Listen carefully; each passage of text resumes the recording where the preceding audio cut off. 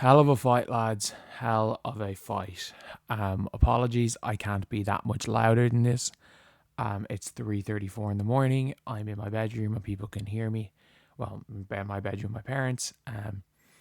Apologies, I wasn't live for the game. It was bound to happen. It was absolutely bound to happen that I was going to sleep through a game because of the hour difference. I'm surprised it took a year and a half to do it, but it was inevitably it was going to happen. But was up all night doing my dissertation and then decided, you know what, because I have to be up early tomorrow, I'm going to take a 2 hour nap before the game. Clearly didn't set enough alarms and slept through. So yeah, won't do it again. But I missed a game that the score made it seem closer than it was. But I'm not going to question Indiana Fever's fight. I'm not going to question their fight at all. Like, I managed to watch it on double speed, so not the same as watching it on the day. But the Indiana Fever, like, look, they went up at halftime by 2. They destroyed in the third quarter, and it was they were 14 points down with 4 minutes to go. So, like, the Fever realistically pulled it back and made it a little bit closer. And they had an unbelievable start. Lexie Hull set her career high. She just went nuclear early in the game. Hit some big threes in the fourth, but like Lexie went absolutely nuclear. Natasha Howard, I thought, was like a non-factor really. After she was the Commissioner's Cup MVP last time these teams played, Aaliyah was a non-factor until the final stretch of that game. Like, how much did Aaliyah have in the fourth? Yeah, like Aaliyah had 8 points, 8 of her 15 in the fourth. She was a non-factor until the fourth quarter. Kelsey Mitchell, like, I watched this game without commentary on double speed. If you had told me Kelsey Mitchell had 18 points, I wouldn't have questioned you. She scored a little bit down the stretch and a little bit at the start, but it's like, so Kelsey Mitchell had 13 in the first half.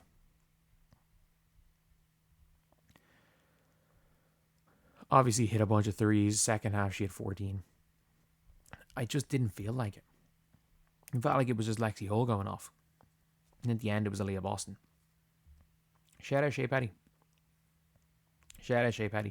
Really good game. Really, really good game to start off for her. Bree Turner is just so much of a non-factor in offense that whatever she brings on defense just isn't enough. It's not Bree Turner's fault. KK Timpson, no, was not her. This is not her game. The Lynx, the Mercury, any of these teams that rely a lot on off-ball movement, it's just not the game for her. It's straight up not the game for her. Like,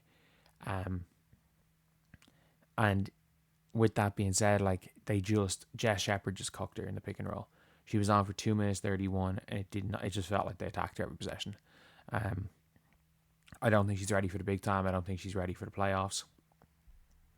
And obviously, Chloe Bibby got hurt as well. Look at the injury list. Odyssey Sims is injured as well. Thankfully, we didn't sign Odyssey Sims to a rest of season contract. Because if we did, we'd be screwed.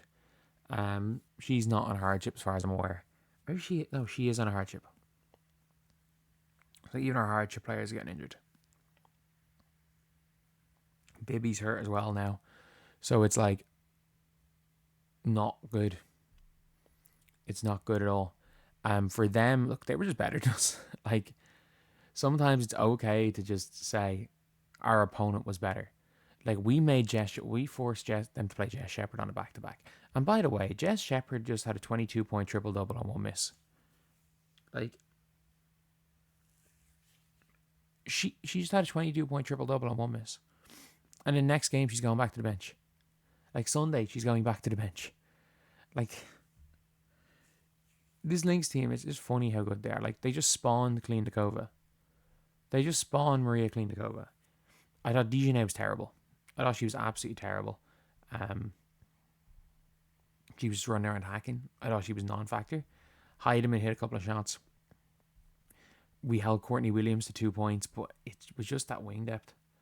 It was just Kayla. Like, we couldn't deal with Kayla McBride, and we couldn't deal with the pick and roll with Jess Shepherd. It was simple. It was a simple thing. Like, we just didn't have the personnel to deal with it.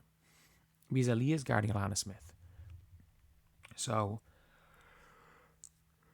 whoever's the four a lot of the time is guarding Jess Shepherd. If at times it was Jess Shepherd, they could not deal with the second, third side attacks. And look, I think that's not like that's just an issue with the Fever. The Fever just aren't maybe at the level to really deal with that. And look, sometimes like the Fever are down everybody. The Fever are down absolutely everybody. So it's really difficult to hold it against them. And not only is it really difficult to hold it against them, I'm not going to hold it against them. I think it would be completely unfair to hold it against the Indiana Fever when they just aren't healthy as a team. When they're just not healthy. And if you guys agree, subscribe. We are trying to hit 56,800 as quickly as possible. And obviously, look, views are down right now because of lack of the Fever playing. And obviously, I'm not fully there with the channel because I'm finishing up my dissertation, which will be done by Monday. It's one of those things where I'm like, the Fever are fighting. They're fighting. They're trying. You cannot question the effort of this team. You cannot question the heart of this team. A lot of players coming in immediately and having success. Shout out Shea Petty. I still think they need a wing depth more than point guard depth. But if we'd known Odyssey Sims is going to go down in this game, fair enough. Fair enough. Like, who would have ever guessed? Like, imagine if you had said the day we signed Odyssey Sims that Shea Petty was going to be our starting point guard to end the season. Like, it's been the season from hell.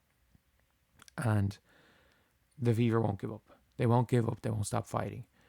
And you got to always give credit where credit's due in that regard. Like, they absolutely won't stop. And look, the Indiana Fever blitzed them to start the game. They had a 12-point first quarter lead. They blitzed. Or was it 12 points in the second? Either way. They had a 12-point lead in the first half. The Lynx didn't know what to do. And a lot of that was Lexie Hull in that first half. Like, what did Lexie have in the first half? Lexie had 18 points in the first half. She set a career high today. And sometimes it's just not enough. And this is the Lynx playing on a back-to-back and the Fever playing on 4 days rest. And you could tell early on in the game. You could tell. And also Shea Petty couldn't miss to start the game as well. And look, it took the Lynx taking the foot off the gas at the end. And not even uncharacteristic, like an all-time heater to start the game, to stay in this game. But look, if you had told me that Chloe Bibby is going to be hurt and Odyssey Sims is going to go down, I would have guessed 30-point win for the Lynx. And at no stage was that game looking like it was going to be like that. This team can't and won't give up. And fair play to them. Just fair play to this team. Fair play to Steph White for what she's managed to do in that regard. But anyway, yeah, huge game. I'm not a big believer in moral victories instead of actual victories, but if there's ever been a moral victory, this is it.